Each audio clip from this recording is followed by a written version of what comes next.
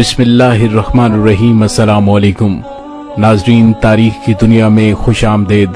मुझे डॉक्टर अली कहते हैं और आज तारीख के औराक से, तारीख करबला से हम जाफर जिन की वो दास्तान आपके सामने लेकर आएंगे जिसके बारे में शायद इससे पहले आप ना जानते हों।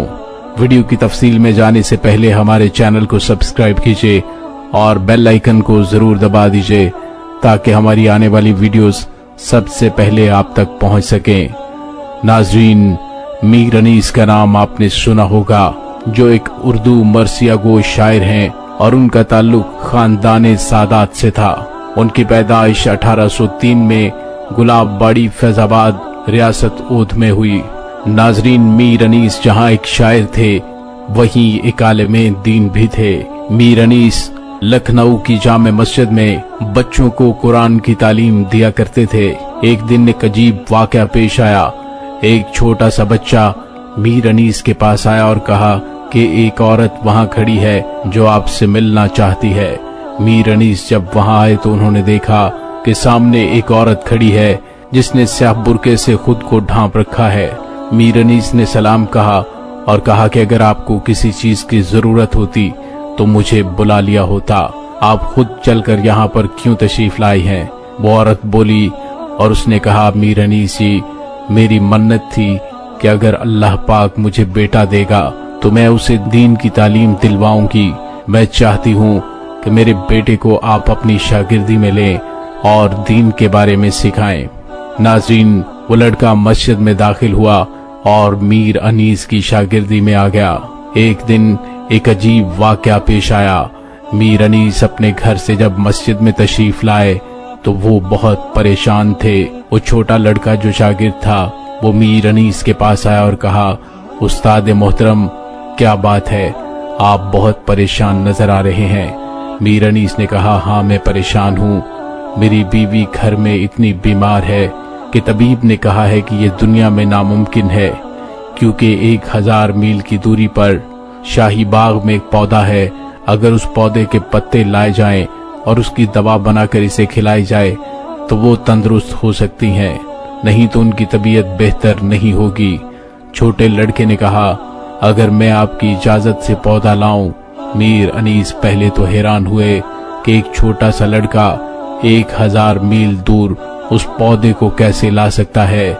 मीर अनीस ने कहा, क्यों तुम मेरे साथ मजाक कर रहे हो? छोटे लड़के ने कहा, आप मेरे उस्ताद मोहतरम हैं, मैं आपके साथ मजाक करने की जुर्रत नहीं कर सकता। आप मुझे इजाजत दें तो मैं वो पौधा ले आऊंगा। तब मीर अनीस ने इसे एक मजाक समझा और लड़के को इजाजत दे दी। मीर अनीस की नजर गेट पर पड़ी। लड़का गेट से बाहर गया और 2 मिनट के बाद अपनी गोद में उनमें से कई पौधों के पत्ते साथ लेकर आ गया और पौधों के पत्ते भी बिल्कुल ताजा थे। मीर अनीस जल्दी से इस पौधे के पत्तों को लेकर घर गया, उसकी दवाई बनाकर अपनी बीवी को दी और वो बेहतर हो गई। लेकिन फिर भी वो परेशान थे। वो वापस आए और उन्होंने उस लड़के को बुलाया और कहा, तुम मुझे सच बताओ कि तुम कौन हो, क्योंकि ये काम कोई आम इंसान नहीं कर सकता। लड़के ने कहा कि उस्ताद मोहतरम, अगर मैंने आपको सच कहा तो आपसे खौफ आता है कि आप मुझे निकाल न दें। मीर अनीस ने कहा, नहीं, मुझे सच बताओ, डरो मत। लड़के ने कहा, उस्ताद मोहतरम, मैं इंसान नहीं, मैं जिन हूँ और जाफर जिन के कबीले से हूँ। मीर अनीस हैरान हुए और इतने जोर से रोने लगे और कहा, क्या वही जाफर जिन जो करबला गया था? लड़के ने कहा, हाँ, वही जाफर जिन का मैं पोता हूँ। मीर अनीस ने कहा, अल्लाह उसकी आखिरत बेहतर करे, वो बहुत काबिल एतमाद और मददगार था। छोटे लड़के ने कहा, अल्लाह रहम करे, लेकिन वो जिंदा हैं। मीर अनीस ने चौंक कर कहा, क्या वो वाकई जिंदा हैं? लड़के ने कहा, हाँ, लेकिन वो आम जिन्नों की तरह नहीं रह रहे। उनके फटे हुए कपड़े हैं और वो बालों में खाक डालकर जंगलों में दौड़ता गिरिया करता रहता है और सिर्फ एक बात करता है कि बीबी ज़ैनब खातून सलामुल्लाह अलैहा और बाजार, आप में कोई मवाजना नहीं।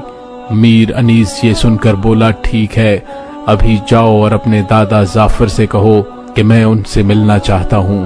چھوٹا لڑکا گیا اور اپنے دادا جعفر جن سے کہا کہ میرے استاد محترم میر انیس نے کہا ہے کہ میں آپ سے ملنا چاہتا ہوں۔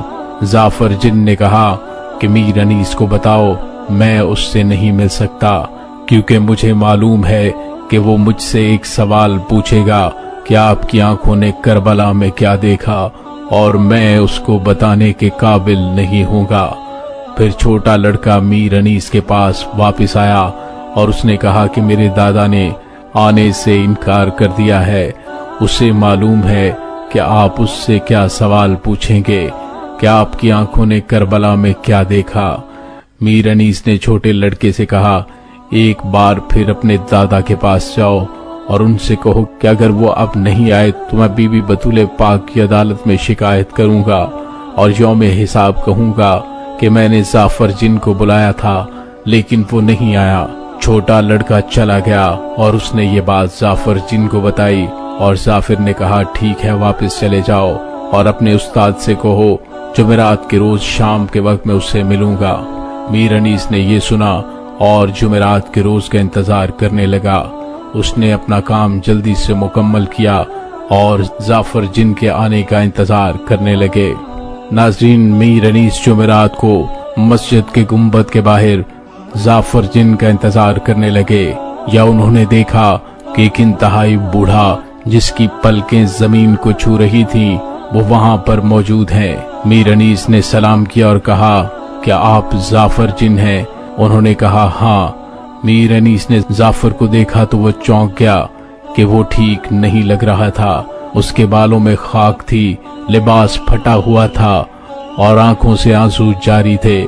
میر انیس نے کہا جعفر مجھے بتاؤ کہ آپ نے کربلا میں کیا دیکھا اور امام حسین علیہ السلام کے آخری لمحات کیسے تھے؟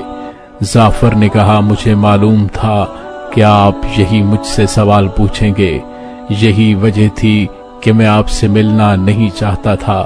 میر انیس بولے کہ تمہیں حسین بادشاہ کا واسطہ ہے، مجھے وہ واقعات بیان کرو۔ ناظرین، یہاں پہ آپ کو یہ بتاتا چلوں کہ بیر علم میں مولا علی شیر خدا نے جب جنات کے ساتھ جنگ کی تو جعفر جن جو مشرف با اسلام ہو چکا تھا اسے 10 محرم 34 ہجری کو جنات کا سردار مقرر کر دیا تھا۔ جعفر جن نے میر انیس کو بتایا میں اس وقت تاج پوشی میں مصروف تھا اور اپنے چچا زاد کا انتظار کر رہا تھا جو ابھی تک نہیں پہنچا تھا۔ جعفر جن نے کہا میں انتظار کر رہا تھا کہ یا 2 جن روتے ہوئے داخل ہوئے، میں نے ان سے رونے کی وجہ پوچھی تو انہوں نے بتایا کہ تمہارے مولا امام حسین علیہ السلام کربلا کے میدان میں اپنے خاندان کے ساتھ فوج اشقیاء کے مقابلے میں بے یار و مددگار نصرت کے لیے پکار رہے ہیں۔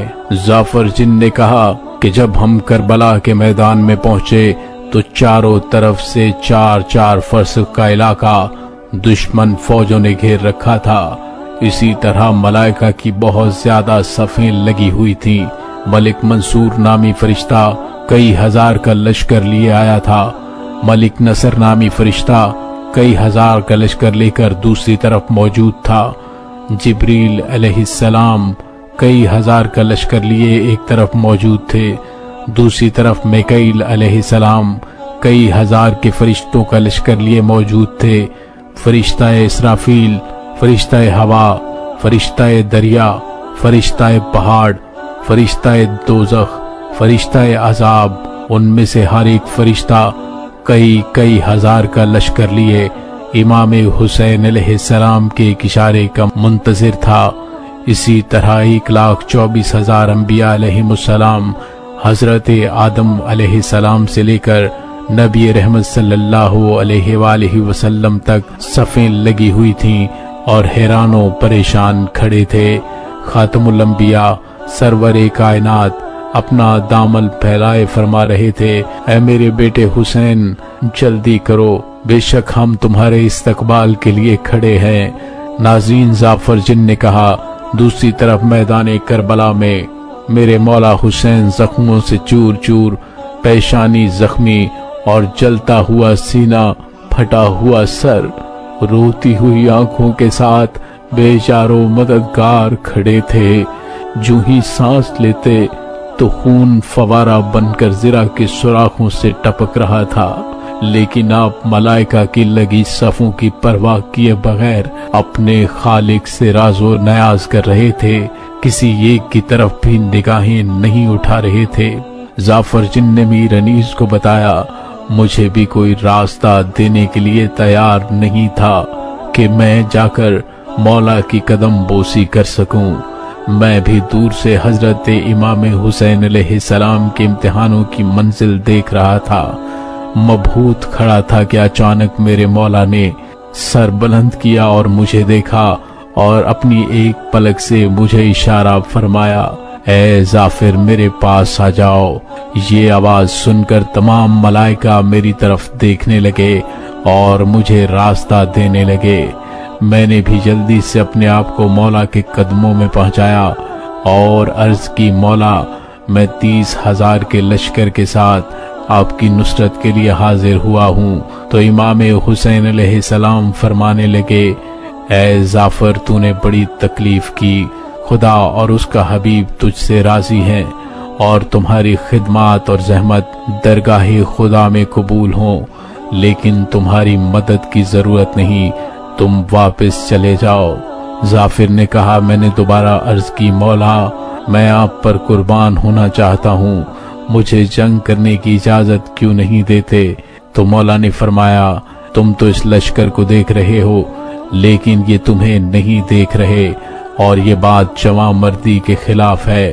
وہ کہیں گے کہ حسین نے ہمیں ایسی مخلوق سے مروایا جس کو ہم دیکھ نہیں سکتے تھے۔